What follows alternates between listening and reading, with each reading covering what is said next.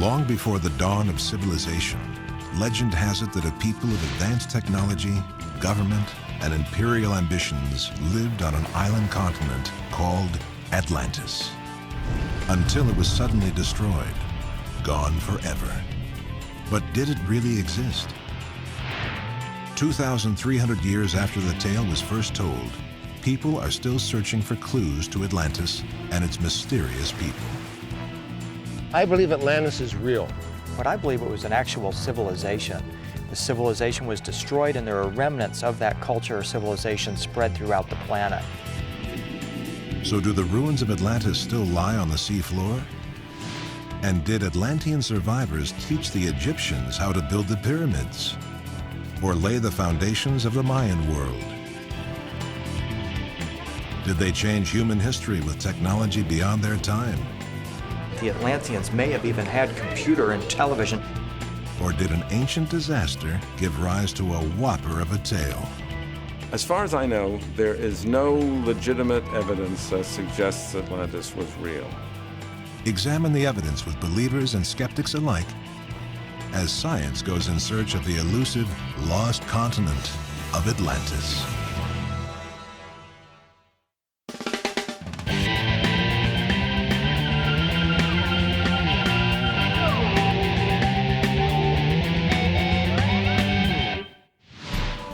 The idea of Atlantis has captured the modern imagination like few other myths. According to legend, it was the most fertile of plains, with a palace in the middle, surrounded by alternating moats of land and sea, a continent the size of Asia and Libya combined. It was an island paradise created by the offspring of the Greek god Poseidon, sophisticated, egalitarian, and peaceful for many generations. The Atlanteans were an honorable people that worshipped bulls, walked with elephants, and feasted on coconuts. But as their godlike qualities diminished and human nature took over, they became warlike and greedy. Then, in one day and one night, after a series of earthquakes and floods, Atlantis disappeared into the depths of the sea. It's a great story, but is it history or imagination? There are some who think it's real. Most people believe that Atlantis is simply a myth or a story, but I believe it was an actual civilization. I think that there were some Atlanteans who survived the catastrophe that drowned most of what is now Atlantis. Atlantis hunters tend to fall into two broad categories: those looking for the lost continent itself, and those who search for evidence that survivors of Atlantis left their mark on the ancient monuments of history. But where they all start is with Plato, the great Greek philosopher, who around 360 BC wrote the book, so to speak, on the lost continent of Atlantis, in the form of two philosophical dialogues titled Timaeus and Critias. These writings have become a treasure map passed down for generations. Many have chosen to follow it, leading to vastly different conclusions about the whereabouts of Atlantis. That's largely because Plato's landmarks are hard to interpret. He describes Atlantis as situated in front of the straits, which are called the Pillars of Heracles. Tradition holds that the Pillars of Heracles are actually the Strait of Gibraltar at the mouth of the Mediterranean. Trouble is, there's a whole world outside the strait. Some believe that nearby islands such as the Azores and the Canaries might fit the bill as the remnants of Atlantis, while others have placed this elusive utopia in almost every far-flung place on the map. Antarctica, the South China Sea, Ireland, Spain, the Americas, the Andes Mountains, even at the bottom of a lake in the Dominican Republic. Did Atlantis actually exist? Well, Plato doesn't say yes or no. He acts as if it did and gives us an incredibly detailed description of everything that is in the land of Atlantis, that it's an island, that it's got concentric rings of water and earth. So you go earth, then water, then earth, then water, with a passageway in between so boats could get in there. So, we have a map and a description. But so far, Atlantis hunters haven't managed to locate the ruins of Atlantis itself. But tracking the supposed survivors has yielded some interesting results. Some believers think perhaps Atlanteans survived the catastrophic event that destroyed their world and washed ashore in far-flung places. And in doing so, these exiles brought their superior knowledge to nascent cultures. And for Atlantis believers, there's no better evidence than the awe-inspiring monuments of ancient Egypt. How, they argue, could an undeveloped population have suddenly begun to create such spectacular structures? How could they have mastered the complex mathematics or carved such perfect angles with copper tools? Their answer? The Egyptians had help. Author and tour guide William Henry is a vocal proponent of this theory. He's brought a group of 35 believers to Egypt to examine the evidence firsthand. The Valley Temple at Giza is a remarkable piece of work. It was constructed from hundreds of limestone blocks encased with red granite slabs, many exceeding 150 tons in weight. That's 3 times the size of the largest stones at the famous Stonehenge in southern England. The Atlanteans, according to the ancient records, say that they brought these stones here from over 600 miles away. How did they do that? Good question. William Henry has one idea. The answer that's been proposed is that they must or might have had some form of anti-gravity technology that made that not as light as a feather, but almost. It enabled them to manipulate it, lift it in the air and move it about, place it wherever they liked. Anti-gravity technology? Seems pretty far-fetched. But consider this. Hieroglyphs found at the temple at Abydos seem to suggest that the Egyptians were aware of some pretty startling 21st century technology. Doesn't that look like a helicopter? And to the right, a submarine. And below that, a UFO? Could this explain how the Atlanteans traveled the world?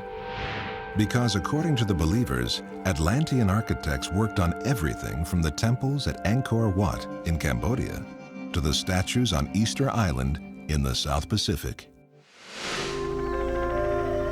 And they even made it to the Americas.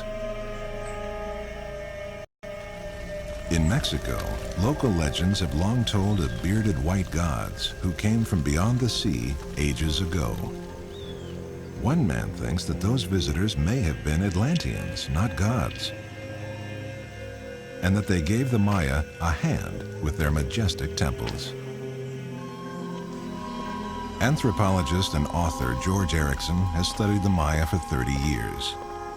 He noticed something seemingly impossible at the temples of Uxmal and Kohun Lich. Plato wrote about the presence of elephants in Atlantis. People have said, well, there could not have been any elephants in the Americas. Yet here in the middle of the Yucatan Peninsula, we find an elephant with its forehead, the eyes of the elephant, and a perfect carving of an elephant trunk. Some archaeologists have called this a stylized macaw, but this is no parrot-like bird. This is the trunk of an elephant. But perhaps the elephant is only in the eye of the beholder. Most anthropologists would certainly say so. We'll be taking a closer look at the Egyptian and Maya anomalies later on, in addition to some mysterious underwater structures. And we'll be joining a geologist who has long studied what many believe to be the smoking gun of the Atlantis story. An ancient weapon of mass destruction that could have wiped out a civilization. In every myth, there has to be a kernel of truth. It's my opinion that the kernel of truth is usually related to a natural catastrophe, something unexpected, so horribly unexpected that you cannot forget it. But to get at that kernel of truth, we need to follow in the footsteps of the great Atlantis hunters who went before. Plato's compelling account of the doomed civilization called Atlantis has always fanned the imaginations of readers. But it wasn't until the modern age that a congressman named Ignatius Donnelly brought it back into the limelight. Born in Philadelphia in 1831, Donnelly was always a believer in the possibility of a perfect society. He even helped to found a utopian town called Ninninger City in Minnesota, only to have it fail almost immediately. Undaunted, he wrote a book called Atlantis, the Antediluvian World. In his mind, Atlantis was the Garden of Eden, the root of every successful ancient civilization, the origin of Greek gods and goddesses. Donnelly located Atlantis around the Azores. People believed what he said. This was in the middle of the 19th century, and he said, this is what I found. Archaeology was a nascent science at that point. If he said this was so, a lot of people thought, why not? Could be. The idea of Atlantis then caught on in Germany in the early 1900s, where a secret society called the Thule sent expeditions all over the world in an effort to find evidence of an Aryan race. They believed that the home of the Aryan race was none other than Atlantis, which they pinpointed somewhere near Greenland and Iceland. During World War II, Adolf Hitler reportedly ordered the infamous Luftwaffe to divert from its wartime missions to search for Atlantis. But the person who really put Atlantis back on the map was the extraordinary, self-proclaimed psychic, Edgar Cayce. He claimed that he had visions of a continent which had gone through 3 major periods of physical division, leaving it as a group of islands, probably in the Caribbean. According to him, its citizens built laser-like crystals for power plants, which eventually overcharged and caused a horrible explosion on the island. Cayce also claimed to have had a vision in which he learned that the Sphinx had been built in 10,500 BC. That's 8,000 years before the scientific consensus. And that survivors of Atlantis had concealed beneath it a hall of records containing all the wisdom of their lost civilization and the true history of the human race. Cayce predicted that proof of the existence of Atlantis would be found in the Bahamas in 1968 or 1969. And sure enough, in 1968, pilots flying over the island of Bimini spotted this structure from the sky. 1,600 yards of stone organized into what is now referred to as the Bimini Road. Some believe it is an ancient man-made breakwater which enclosed a harbor. Years later, another similar structure was found off the island Andros. This was dubbed the Andros Road. The Caribbean is some 4,000 miles from the Pillars of Heracles at the mouth of the Mediterranean. But the Bahamas theory nonetheless won lots of converts, and still does. It doesn't hurt that in 1995, Fidel Castro sent an expedition to look for sunken Spanish treasure ships. And the explorers found something else entirely. Paulina Zalitsky, a Soviet-trained engineer turned deep ocean explorer, led the expedition. Just 2,200 feet off of Cuba's western coast, her sonar registered mysterious structures on the ocean floor. I think what we see here are foundations of ruins. I don't believe that nature could build foundations like this, so perfect, straight, and so nicely symmetrical. Zalitsky came to the conclusion that these had to be man-made. It's quite possible that remains of civilization are now at the depths of 700 meters. Our sonar images indicate abundance of these structures, which are numerable. We only were able to map few of them. No fan of Atlantis mythology, Zalitsky hoped to return to the site and find out what kind of civilization might have left these remains. Unfortunately, Castro's government won't grant her permission. Among the believers in a Caribbean Atlantis, few are as passionate as George Erickson. I believe that the Bemini Road and the Andros Road are related to my concept of Atlantis because this is part of the Bahama Bank, which would have been above water, and part of the island continent of Atlantis at the time Plato ascribes to Atlantis' destruction. Just as the elephant sculptures at Uxmal seemed out of place to him, so too do some of the magnificent carvings at the Maya ruin of Kohun-Lich. Erickson scales the Temple of the Masks, a pyramid whose central stairway is flanked by huge stone faces. For him, this particular mask is a dead giveaway that non-Maya people were here before the time of construction, and that someone carved their likenesses on this temple. This is a Mayan stucco face of the rain god Chak, but it has Atlantean features, a long face, a square jaw, definite mustache, curly mustaches on either side, high brow, long aquiline nose.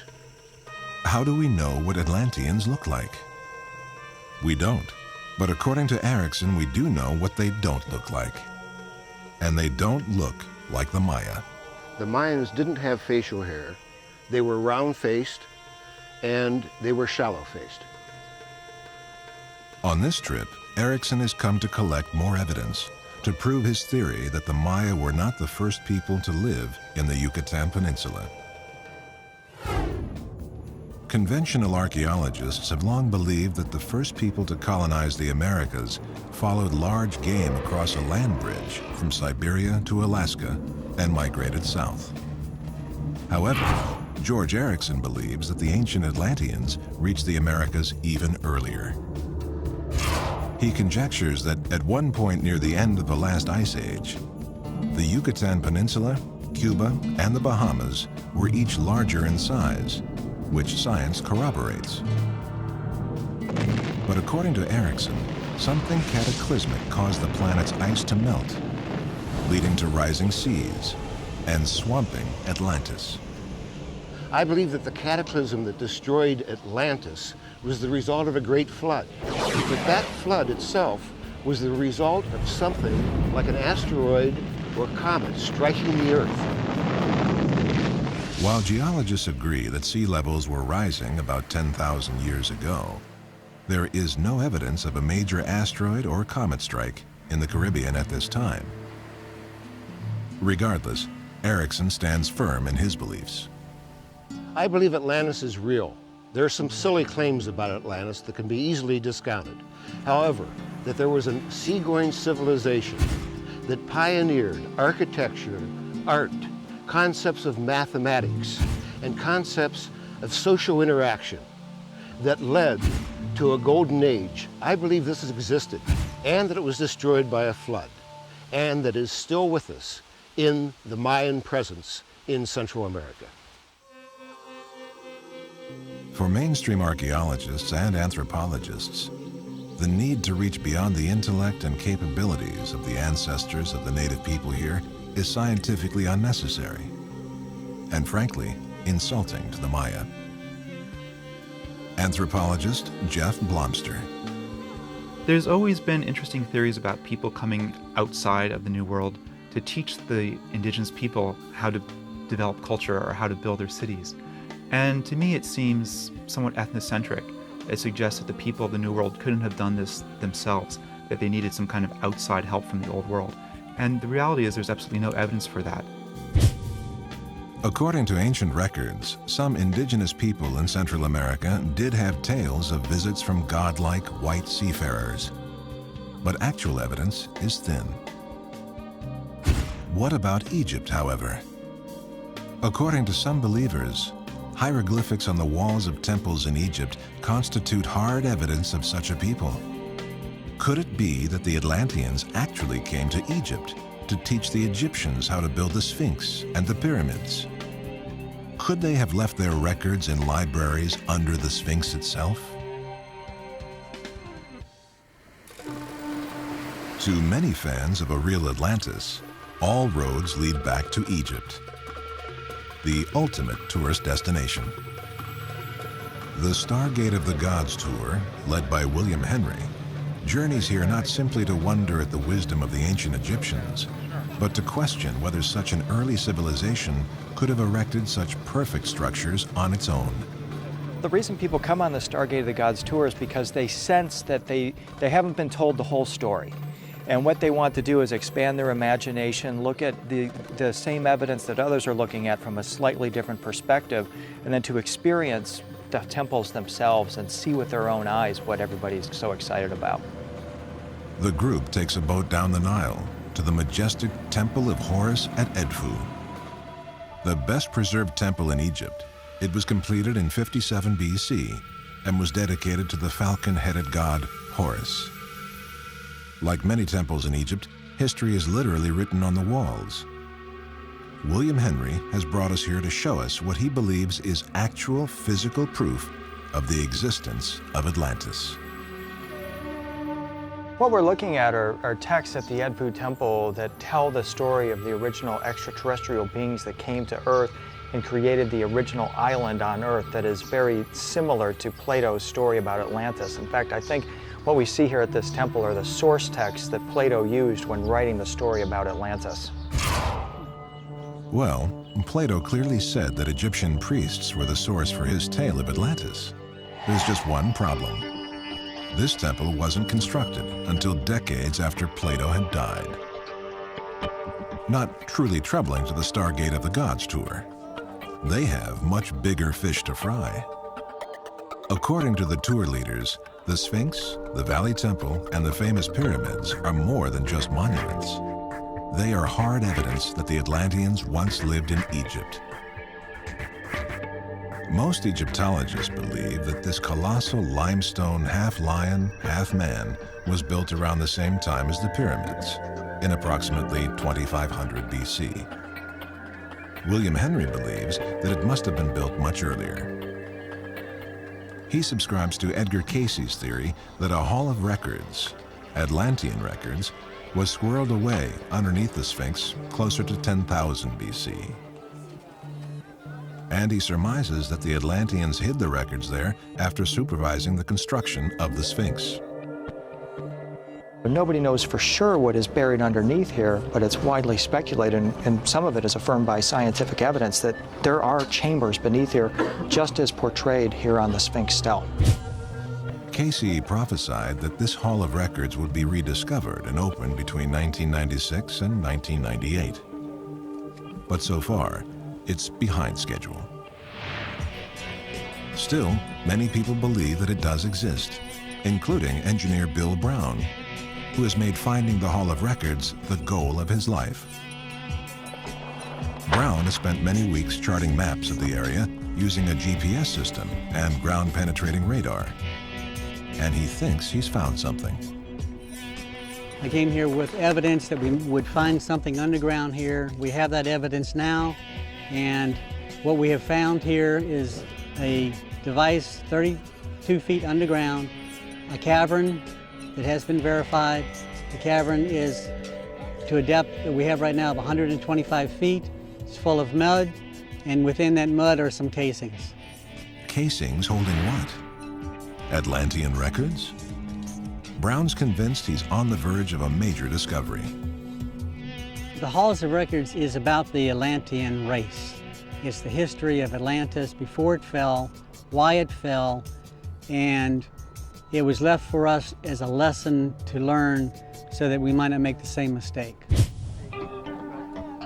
While in Egypt, the Stargate of the Gods tour had hoped to lend a hand while Bill Brown broke ground in search of the Hall of Records. But permission to dig has yet to be granted. So they'll have to settle for a special tour inside the Great Pyramid. Henry leads the way through the labyrinth and up a ladder into a large cavernous room. The group is inspired to meditate. We're inside the King's Chamber of the Great Pyramid. A very powerful place for meditation and connections and stellar energies. The group is astounded by the huge red granite blocks which make up this room. Henry believes that, like the walls of the Valley Temple, they are so large that they could only have been placed there by a superhuman technology, such as the Atlanteans supposedly used. As William Henry emerges from the Great Pyramid, the sun has started to set. He is transformed by what he has seen inside. Phenomenal, absolutely phenomenal, truly wondrous. Wondrous indeed. But could Atlanteans really have come to Earth and built these ancient structures? And if so, how did they get here? Henry thinks the answer may be found in a place called Abu Jarab. Off the tourist track, it is about an hour from the Giza Plateau and is known to Egyptologists as the location of the ruins of two 5th Dynasty Sun temples. But William Henry believes there is more to it than that. We're headed to Abu Ghurab, one of the most ancient ceremonial centers on the planet. Ancient Egyptian tradition says that star beings came through this place. Locally they call it a UFO landing base. But I think the Atlanteans came here through stargates. They are the star beings. A UFO landing base for star beings? Henry believes that the Atlanteans were born in the constellation of the Pleiades, and that they came to Earth through stargates, a hypothetical structure used to travel through space and time. And he thinks that one of the first places they landed is Abu Jarab. Very few people know about it, but now what we're beginning to discover is that it might have immense significance in the Atlantis theory. Henry walks across the deserted sand to what looks like the remains of a building or an altar. If we put our hand across here, we notice this rounded edges. It's perfectly smooth. Some believe this is evidence of advanced machining in the ancient world. How could you have done this with copper chisels? That's what Egyptologists believe this was made with. But that doesn't make any sense. I mean, the precision here, the smoothness is just absolutely unbelievable. So what does the scientific community think of all of this? Egyptologist Salima Ikram is an expert on mummies and has been studying ancient Egypt for over 20 years. She takes exception to the idea that aliens built the treasures of ancient Egypt. There seems to be an inability to appreciate the fact that people who lived here were capable of doing all of these things themselves without external help. And it is insulting. And in contrast to the missing Atlantean records, there is a wealth of archaeological evidence that records the minute details of the construction of the pyramids by Egyptians. And these tell of a decidedly down-to-earth process. The pyramids were built approximately 2,500 BC, so that's 4,500 years ago, and they were built by ancient Egyptians, some of whom were workers who worked specially for the pharaoh, and other people who were peasants who did this instead of paying taxes for 3 months or 4 months out of the year. When it comes right down to it, workers looking for a tax break sounds just a tad more likely than star beings. William Henry may be looking for answers in the stars, but many historians and scientists feel that the story of Atlantis is just that, a story. But like many myths, there may be an historical source. Some believe that there is both a place and a people that inspired Plato, right in his own backyard. If you're going to put Atlantis anywhere, it has to be in what we call the Old World. It has to be in the Mediterranean area or just off the coast of Spain or somewhere in the region that Plato would have been familiar with. This is Santorini. This island paradise in the blue Aegean waters was once an outpost of a very successful Bronze Age civilization that lived centuries before Plato. They were a wealthy, sophisticated seafaring society, heavily engaged in trade around the Mediterranean Sea. And then, almost overnight, they disappeared. Sound familiar? Even vaguely Atlantean? A lot of scholars think so. Perhaps it's time to park our extraterrestrial vehicles and give science a shot at solving the mysteries of Atlantis. Many Atlantis seekers, following Plato's description of Atlantis as outside the pillars of Heracles, assumed that the lost continent must have been beyond the Strait of Gibraltar, or somewhere in the Atlantic Ocean. But Plato's world was the Mediterranean. So what if the Pillars of Heracles were just local landmarks, a short boat ride away from the Greece mainland? And beyond that point lay an island nation, an advanced civilization with organized government, international trade, and a formidable army. A nation that was suddenly destroyed by a cataclysm so large that it sent shockwaves throughout the region. Well, such a place existed. Between 3000 and 1100 BC, the first true European civilization thrived on the islands of Santorini and Crete. They were called the Minoans. Peaceful, athletic, and artistic, and very ahead of their time. Their famous palace at Knossos on Crete even had what could be called the first indoor plumbing. By all accounts, they were a highly advanced civilization. So is it possible that the Minoans were the inspiration for Plato's cautionary tale? And what brought about the decline of their civilization? Science may have the answer. Around 1640 BC, some 1,300 years before Plato took pen to paper, a massive volcanic eruption tore apart the tiny Greek island of Santorini. A large part of the island sank under the waves and took with it a small outpost of the highly civilized Minoans. In 1939, Greek archaeologist Spiridon Marinatas introduced the idea of excavating part of Santorini to see if other lost pockets of Minoan culture might still be buried under centuries of dirt and ash. And sure enough, he found one. Preserved by volcanic ash was the fabulous city of Akrotiri. He found a very advanced city. Akrotiri was a city with houses and with storage areas for grain and wine, and of course the most fabulous decorations that it is possible to imagine. It was destroyed in essentially a day and a night by a massive explosion of the volcano on which it was sited. And so the site of Akrotiri actually fits Plato's description quite well. Professor Marinatas speculated that the fate of Akrotiri may have formed the basis for Plato's morality tale of Atlantis. Geologist Floyd McCoy thinks he was onto something.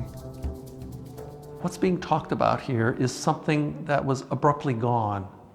Something that has exploded, essentially. Well, that's the only thing we know of in nature that could do that so grandly has to be a volcanic eruption. Looking out at the volcano from the ruins of this great civilization, McCoy envisions what the hapless people of Akrotiri would have experienced that day. Let's say we're standing here 3,600 years ago, and the volcano is now exploding.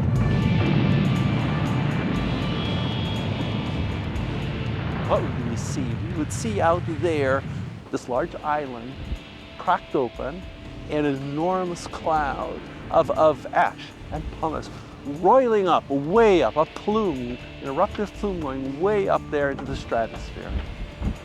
And then that would be followed by a crack that would open up in this direction. That crack would open up and suddenly encounter the ocean. In pours water. Water, the seawater, the ocean, the Aegean Sea pours in, and that causes it to just get violently explosive. With that violence comes pyroclastic flows sweeping out across the landscape. The eruption on Santorini was as massive as the famous explosion on Krakatoa in Indonesia in 1883, and close to 10 times greater than the eruption of Mount St. Helens in 1980. The smoking gun, it turns out, is still smoking. Floyd McCoy takes a motorboat heading out into what is known as the caldera, the giant crater that was created by the collapse of the central part of the volcano. More than 3,600 years after the catastrophic eruption, evidence of this volcano's awesome power still remains. And according to McCoy, it's just a matter of time before history repeats itself. This is ground zero for today. This is where the eruptions are focused. This is this volcano rebuilding itself. Give it 20,000 years, what's going to be here? There's going to be a huge island here. It's going to be large, enormous. And then it'll look like it did in the Bronze Age, perhaps, without bare rock like this, but with soil, trees, maybe bushes, and people. Signs that this volcano is alive and kicking, and potentially dangerous, are everywhere. Okay, that's hot. That's hot gas coming out. Ow, hot. And the yellow is sulfur. The white, sulfur oxide. That is heat coming out of the ground. Where's the heat coming from? The heat's coming from magma, liquid rock, deep underneath here. This is a deceiving landscape. For any volcanologist, this says there's active magma under our feet. This thing could erupt at any moment. There's no question that this volcano violently destroyed Akrotiri. But how could it have brought down the entire civilization of the Minoans, centered on Crete, some 70 miles away? As a little boy growing up on Crete, engineer Kostas Sinolakis was fascinated by the power of the sea. He eventually came to specialize in that most devastating of ocean phenomena, the killer waves known as tsunami. And one thing he knows for sure is that stupendous volcanic eruptions often cause tsunami. We don't really know scientifically exactly what happened to Santorini, but we have a hypothesis, and this is how science works. We think that the volcano basically blew up, and the entire Santorini was destroyed. With the collapse of the volcano, a huge tidal wave was triggered, and the tidal wave, the tsunami, traveled all the way to Crete, and it severely impacted the Minoans. And Santorini in ancient times was, the trading center of the Mediterranean. It was like a modern Hong Kong, if you will. But could a tsunami destroy a major city? Unfortunately, the last few years have brought home the destructive power of deadly waves. The 2004 tsunami in the Indian Ocean killed an unimaginable 225,000 people. And here in the Mediterranean, 5 years earlier, a tsunami devastated parts of Turkey. The idea of a city that disappears underneath waves is not far-fetched at all. We saw it in 1999 during the Great Izmit earthquake that killed 17,000 people, gone. So, are the Minoans the model for Plato's Atlanteans? Is Akrotiri, utterly destroyed by a volcano that blew itself to bits, the real Atlantis? Clearly, compelling details of what happened in 1640 BC closely parallel Plato's lost civilization, the advanced society, its sudden disappearance, the geography of Santorini and its land of red and black volcanic rock. So did Minoan refugees bring their horrific tale to the mainland of Greece, handing it down from generation to generation until it reached Plato's inquisitive ears? The circumstantial evidence is intriguing, but the hard evidence, if it ever existed, may be lost forever. So was this Atlantis? That's really hard. Atlantis is a story. Was the story here? Was this a location for that story? That's very hard to say. Impossible. It's a wonderful story. I'd love to believe it, but I'm a scientist. I need to see some hard evidence. It's not there yet.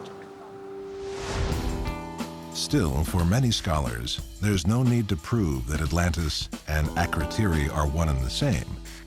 The true story of such a sophisticated society wiped out on the Greek islands, almost literally in a day and a night, would have survived and resonated with the classical Greek culture to come, and with its greatest teacher, Plato. If you want an advanced civilization living in the area where Atlantis should have been, the Minoans are probably going to be your best bet. And yet, can science really explain away the startling evidence that godlike beings gave nascent civilizations like the Egyptians and the Maya a leg up? Can we ignore freakishly modern-looking hieroglyphs? And what about those strange incongruous carvings that seem to defy earthly explanations? The tale of the magical utopian island continent of Atlantis, with its profoundly sophisticated people and its cataclysmic disappearance, has fascinated people for centuries. Even skeptics love the story. Atlantis is one of the great enduring mysteries of our time. But is it really necessary to posit that the survivors of Atlantis, or their extraterrestrial cousins, built or designed the great monuments of ancient civilizations? The Giza Plateau and the Yucatan Peninsula are among the most intensively excavated and dissected pieces of real estate in the world. So where is the inscription, the artifact that says definitively, "We are from Atlantis and we built this"? So far, nothing fits. Still, there are seemingly compelling anomalies that must be explained. The most eye-catching, perhaps, are the hieroglyphs at Abydos in Egypt. What some see as a helicopter, a submarine, and a UFO. How could the Egyptians have known of such things? Actually, they didn't. These figures are simply the result of recarving. Originally, the temple at Abydos was dedicated to the pharaoh Seti, but in later years, inscriptions praising Ramses II were carved over the old ones. Some of the plaster broke off over time, and the characters assumed these odd, accidental shapes. Parse out the various glyphs carved at various times, and the mysterious extraterrestrial technology disappears.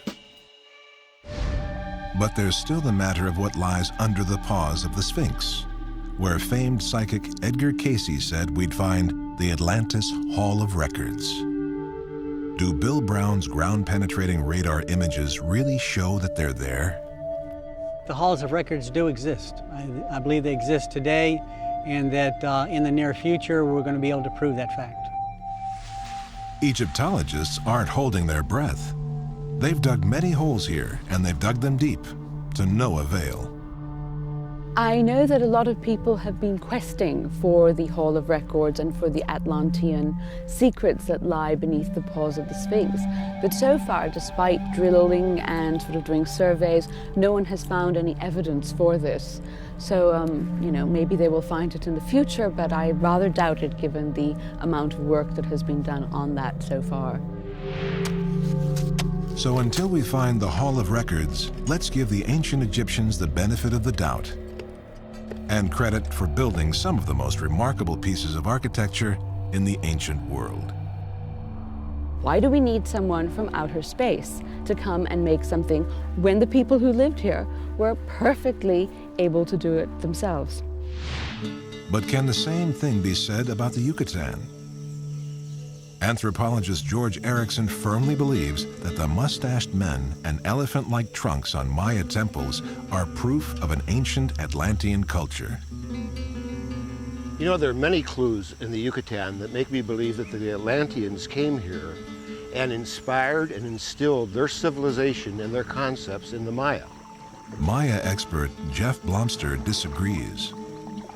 There's absolutely no evidence that the people who first populated Yucatan were seafarers from a place called Atlantis in the Caribbean. So how do we explain the unusual masks at Kohun Leach? The mask at Kohun Leach shows the Mayan sun god Kanish Ahau.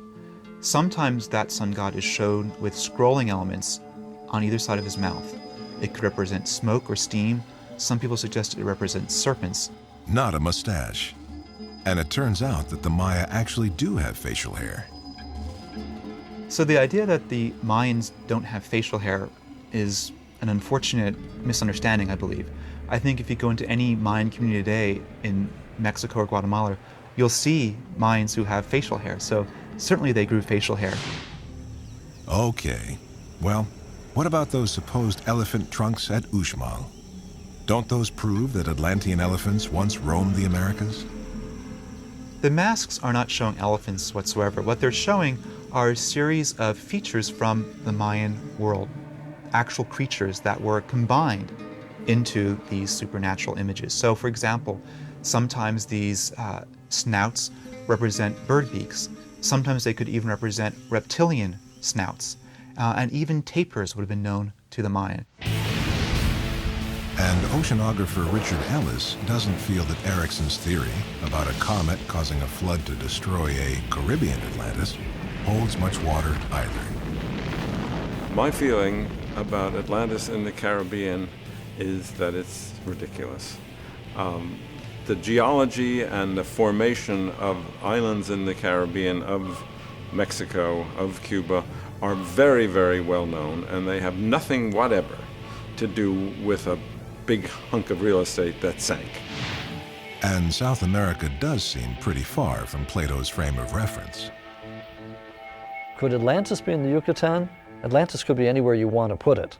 Is it likely to be there? No, I don't think so. Most likely is that Atlantis should be located somewhere in a region where Plato would have been familiar with. Somewhere like the Greek island of Santorini? The highly civilized Minoans do come close to Plato's description, but almost nothing else does. Plato described Atlantis as an island continent the size of Libya and Asia combined. Santorini hardly fits this description. It is also not outside the Pillars of Heracles, if we assume that Plato was referring to the Strait of Gibraltar.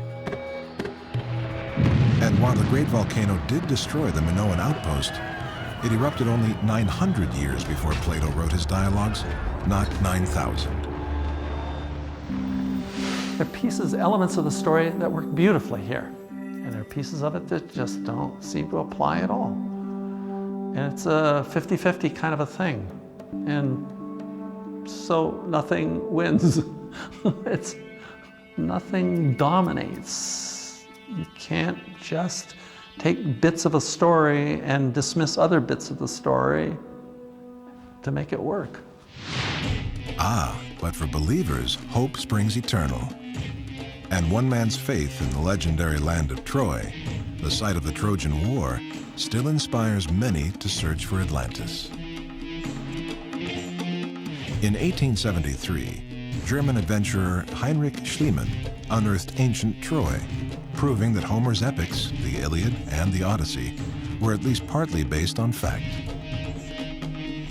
George Erickson points out that many people thought Schliemann was crazy for following clues from a popular myth. But look what happened. I think that what Heinrich Schliemann showed all of us is that you need not believe the status quo. You can keep seeking answers that make sense to you. But for skeptics, the answers must be supported by hard evidence. My question is, if the Atlanteans came here, why didn't they leave any real trace of their origins, of their advent, of their boats, or any of their seafaring technology?